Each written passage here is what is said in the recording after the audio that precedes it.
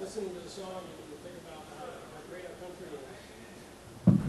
How great our country is, you hear me? And what scouting has allowed Ryan to do is to visit a lot that our country has as you go through, again, to his Trail of Eagle. So it's really a nice song, and it fits very well with you, Ryan. The Scout Oath and Law remind us that faith in God is a fundamental value of scouting, one that was impressed upon Ryan first as a Cub Scout at Guardian Angels Catholic School. His faith formation began even earlier at home and at this church, where he was baptized, became an altar server, and received confirmation. Youth Minister Kim Paczynski has some comments about Ryan from her perspective, working with the youth at Espiritu Santo. Kim?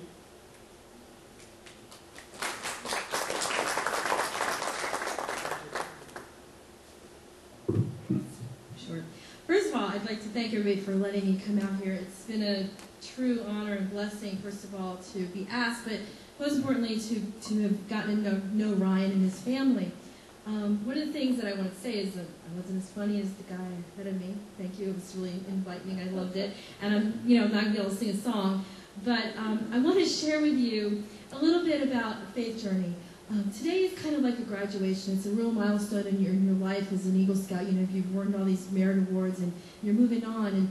And sometimes a lot of youth think that once I make my confirmation, I've graduated. I don't need to learn anything else about my faith. But not Ryan. Ryan has chosen to come to youth group, and the whole year I've been in here, I've never missed him. He's always there. He's always there to learn more about his faith, to share about his faith, because as a good Eagle Scout, he's not just taking in the information, but he's bringing it back out to people. One of the saints that I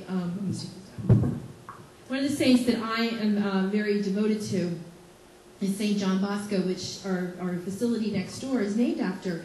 And one of the things about St. John Bosco, he was a young priest in Italy during the Industrial Revolution. And there was many young men that families couldn't afford once they got to a certain age, 10, 12, 13 years old. They couldn't afford to keep them in the house anymore, so they would just send them out on their own to try to fend for themselves. And so many of them ended up in prison because they were stealing food just so they can survive. And one of the things about John Bosco, he said that if you give a young man an opportunity, you give a young man, show him respect and reason and religion and kindness, that he can achieve great things. And that's one of the things that I thought of when I thought of Ryan, is that there's a young man who's been given all these opportunities, and he's taken that and he's achieved great things. And for that, I'm really very grateful to have got to know him. His commitment to his faith and his learning and his serving is not just when he's working on his Eagle Scout project or when he's doing things for the church, but it's part of who he is. In the Sermon on the Mount, Jesus gave us the Beatitudes to live by. Ryan lives the Beatitudes every day of his life. Through his actions to help others, he never seeks recognition, but rather humbly serves the people around him. When he chose his Eagle Scout project, he didn't think of an easy project just to get the honor, but chose to help a just cause. Ryan's pure heart is seen by all that meet him.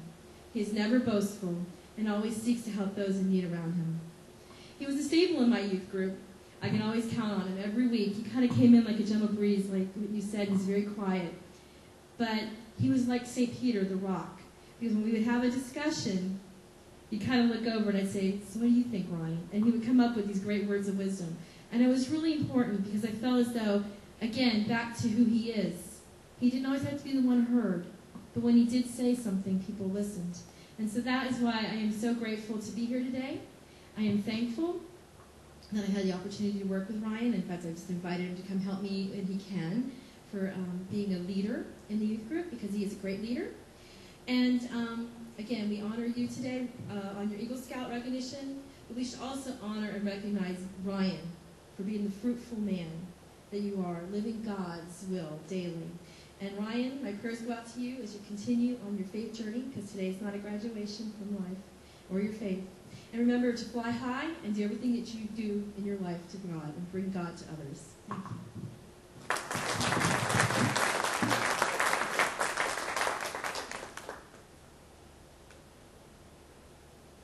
Kim. Earlier, Neil was talking about Ryan and how at a campfire he would come alive. And one campfire in particular stands out in my mind. You may remember anybody who was on the trip canoeing down the Peace River. And we decided to have a campfire. And the scouts came up with a Troop 413 item. And we had some different talent that came out. But we needed a judge, and it turned out that Ryan Gordon turned into Ryan Cowell. And just, like I say, he came alive, and from a quiet scout into the star of the show. It's great to see. To be an Eagle Scout, there's certain things that you have to do. One of them is to have a leadership position in the troop. Another is to earn merit badges. You may have seen the different badges that the boys have on their uniform. In order to become an Eagle, it's 21 that you have to get. 11 of those are required. So he's completed that. In addition, the Scouts need to plan and organize a leadership project in the community, at the church, a benefit to someone other than the Scouts. And Ryan found that there was a county park that we have here in Pinellas County, Eagle Lake Park, that was not going to open due to budget constraints. We all are having that crunch lately, and this park would not open. There was things to be done at that park that, if they were not completed, the park would not open. So Ryan was able to plan out, figure out what they need, and discovered that they had about 100 signs that needed to be put up all over this park. So he organized, got a group together, and on one frosty morning, we all went out there and put in all of the signage necessary. And over here in the Trail to Eagle, you can see some of the pictures from that. And I think we're going to have some pictures up behind me in a little bit as well. But that was his Eagle project.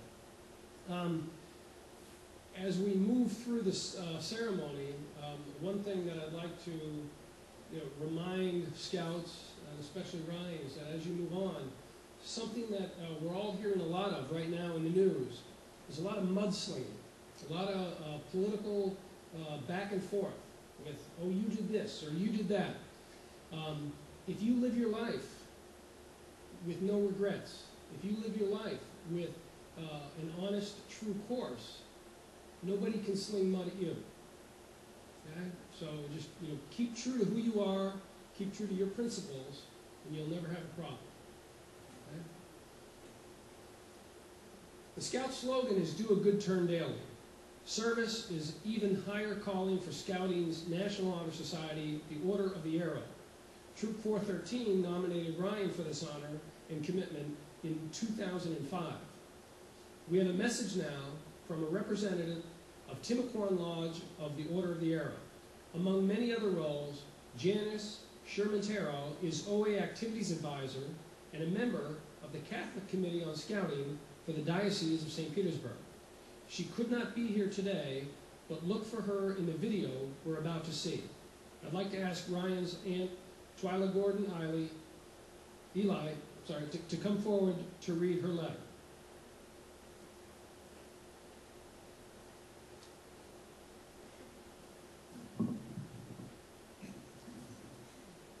Thank you for asking me to come and be a part of Ryan's ceremony and for reading the letter. Before I start, though, with the letter, I do want to make a few comments. I've actually known Brian his whole life. And the reason he seems quiet to all of you is because if you know our family, you would know, since he's one of the younger ones in the family, there's no room for talking. I mean, he doesn't have a chance. I've tried every once in a while to tell everybody, be quiet, let Brian say something. But he didn't really have a chance. So I'm glad to see that when you get away from the family that you're actually able to, have a little fun. But I want to hear that song because we sat around a fire on the 4th of July at my home in North Carolina, and I didn't hear you sing one thing. So next year you're singing for us. I just want you to know that, and we'll probably want to get that on tape. Just warning you now. Now we'll get to serious business. This letter was written in honor of Ryan, and we are very proud of you, Ryan, and the work that you've accomplished.